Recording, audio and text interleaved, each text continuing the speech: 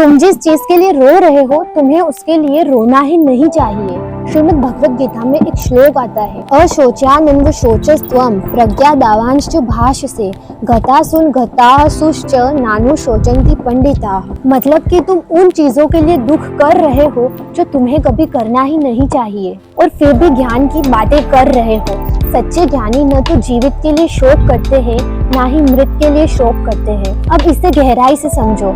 हम गलत चीजों के लिए दुख करते हैं। कोई आपको छोड़ गया, किसी ने आपको धोखा दिया, या फिर लोग आपके बारे में क्या सोचेंगे, रिजल्ट या फिर करियर का डर, या फिर दूसरों को सक्सेस होता हुआ देख करके खुद का कॉन्फिडेंस खत्म हो जाना। इन सब चीजों में एक बात कॉमन है कि इन सब में आपकी खुद की ओपिनियन, खुद की वैल्यू और खुद की समझ के अलावा बाकी सबकी है, जबकि आपकी लाइफ में सबसे ज्यादा इम्पोर्टेंट पर्सन आप ही हो।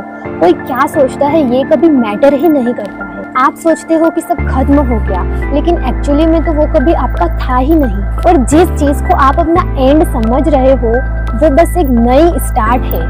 प्रज्ञादावांश्च जो भाषसे, इसका मतलब ये होता है कि हम खुद को समझदार मानते हैं। हम सोचते हैं कि हमें सब कुछ मालूम है, लेकिन अंदर से हम ओवर थिंकिंग करते हैं, छोटी छोटी बातों में टूट जाते हैं। और सबसे बड़ी बात, दूसरों के बिहेवियर से हम अपना मूड डिसाइड करते हैं। अगर आपका कोई भी रिलेशन है, फैमिली या लव, आप सोचते हो कि वो इंसान चला गया और यहाँ तुम एक इंसान को अपनी पूरी लाइफ बना रहे हो, और यही गलती है क्योंकि जिसको आपके पास में रहना होगा वो कभी जाएगा ही नहीं, और जो चला गया वो कभी आपका था ही नहीं। And that's why it was hurting you.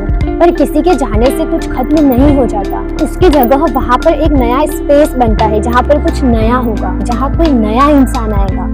For something new to come, something old must be out from our life. लोग क्या सोचेंगे? एक्चुअली में कहीं ना कहीं हम सब कुछ करते ही इसीलिए हैं कि हम सोचते हैं कि लोग क्या कहेंगे, वो हमें कैसे जज करेंगे, वो हमारे बारे में गलत सोचेंगे। जब हम छोटे थे, हमारे एग्जाम में कम मार्क्स आते थे, तो हम क्यों डरते थे कि मम्मी पापा हमारे बारे में क्या सोचेंगे, वो हमें क्या बोलेंगे, वरना तो हमें मार्क्स की भी कोई परवाह नहीं थी। और आज जब हम इतने बड़े हो गए हैं तो हम सोचते हैं कि वो इतना सक्सेसफुल है और मैं इतना पीछे हूँ, और फिर आप सोचते हो कि ये सब लोग मुझे जज करेंगे।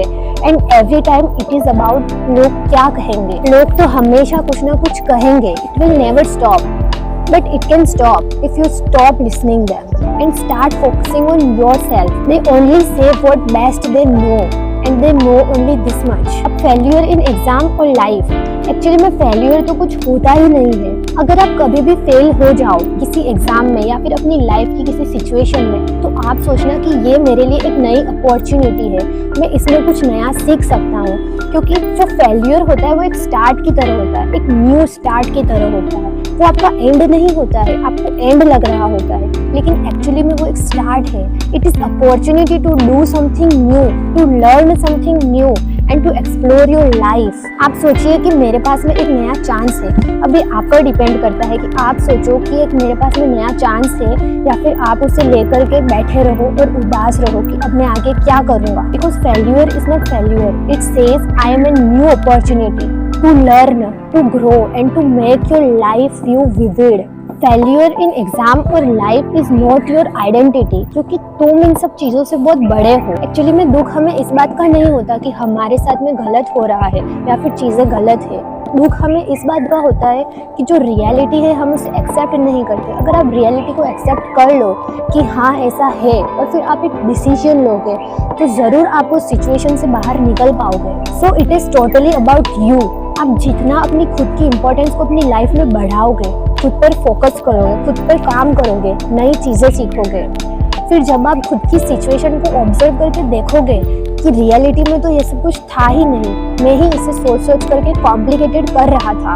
और जब आप खुद पर वर्क करोगे तो दूसरों की बातों और जजमेंट्स का आप पर कोई असर ही नहीं पड़ेगा। So make your self so important in your life that your own emotions can not make you suffer. Hare Krishna.